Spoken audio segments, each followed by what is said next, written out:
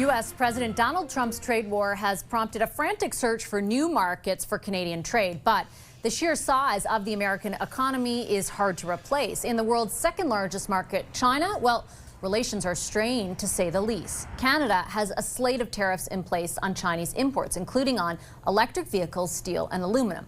China has hit back with significant levies of its own on Canadian agriculture, including most notably on all canola products. A few weeks ago, China's Premier and Prime Minister Carney met on the sidelines of the UN General Assembly, the highest political level meeting between the two countries since 2018. With me now is China's Ambassador to Canada, Wang Di. Hi, Ambassador. It's a pleasure to welcome you back to our studio. Thank you for making the time. 谢谢你再次请我来。 Thank you for inviting me again.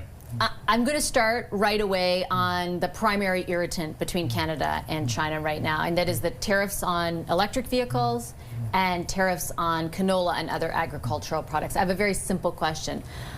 Are the tariffs on Canadian agricultural products directly on there because of the EV tariffs? I think the question you have raised touches the crux of the problems in our trade relations. I agree with what you said, that China's tariffs on Canadians' agricultural products are a countermeasure against the EV tariffs and the unilateral unjustified tariffs on China's steel and aluminum products. And I have said multiple times, if Canada is ready to correct these practices, China will also respond accordingly.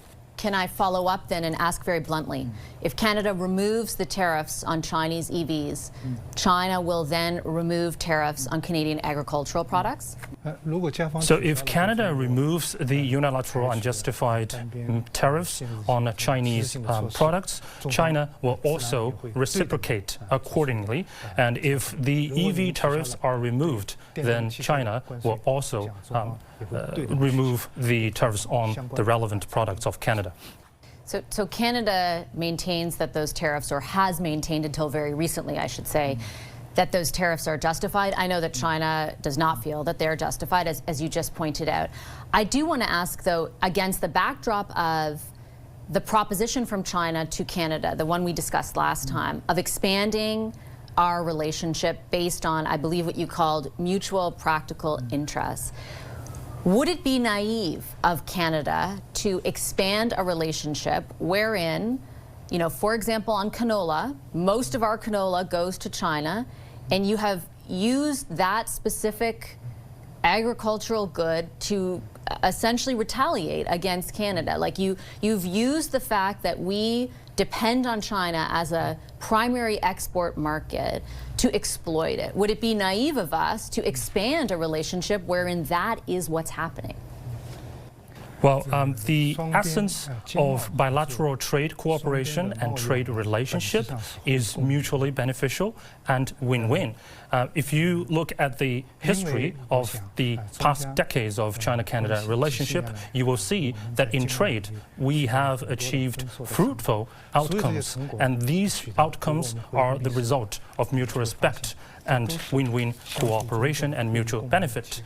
And what I want to say is that the trade disputes between China and Canada are not caused by China. In China, we say the one who tied the knot should be the one who unties it. So China is not the one to blame in this whole process, in this whole situation. And the problem was caused by Canada. So if Canada took the initiative to correct its policies, China will adjust accordingly.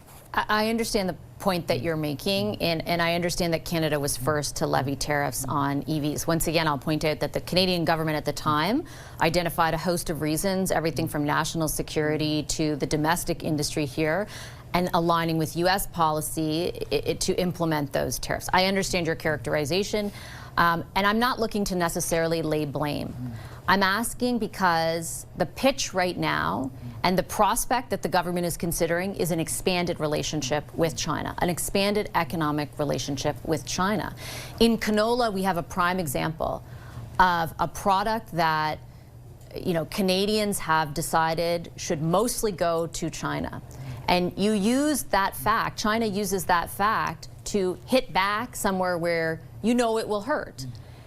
And my question is more along the lines of, should we pursue a bigger relationship if that is the case? Like what I have said, the essence of trade between two countries should be mutually beneficial and win-win. So as long as this spirit is upheld in trade and economic cooperation, then the cooperation will get better and better. But if this spirit is violated, then, and if one side only pursues its own interests while sacrificing the interests of the other party, then this trade cooperation, either it is with China, either it is with other countries, will not sustain. I want to ask about a different area of potentially mutual cooperation, and it's a very alive discussion here in Canada right now around exporting more oil and more gas, more conventional energy to China. There's a debate right now about a second pipeline, for example, to carry oil from Alberta to BC. If Canada were to be able to supply, let's say, double the amount of oil that it is right now, is there a market in China for that? The energy cooperation will become a new growth, has already become a new growth point for China-Canada trade. And I have done some homework.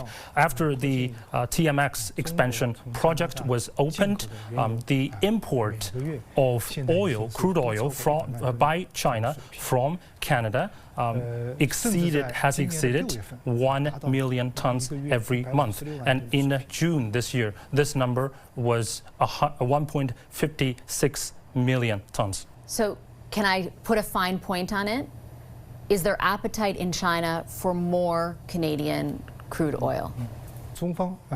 China encourages more cooperation and investment in the energy sector between the Chinese companies and the Canadian counterparts. As long as Canada's energy products are market competitive, the door of the market of China will be open.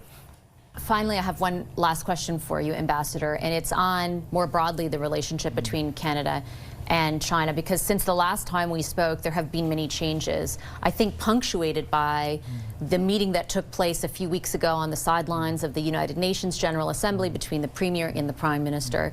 The Prime Minister has indicated that he intends to meet with the President of China. Do you have any news to share about when that meeting might occur? Well, for quite a period of time, there have been many positive momentum and changes in the China-Canada relationship. Like you said, the two prime ministers met in New York, and they had a very candid and constructive discussion, reached many important consensus. This conversation charted the course for the future development of the bilateral relationship. China is willing to expand exchanges and cooperation with Canada in various areas, including, of course, the high level, the top level exchanges between the two countries, which I believe will play an irreplaceable, important role in advancing the bilateral relationship. And we look forward to have and hear more good news from the top level interaction between our two countries in the near future. So no specific date yet? 没有具体日期。到时候你就会知道。 You will know by then. Okay, I'll leave it there. Ambassador, a pleasure as always. Thank you very much for making the time. Thank and you. thank you to your translator as well. Thank you.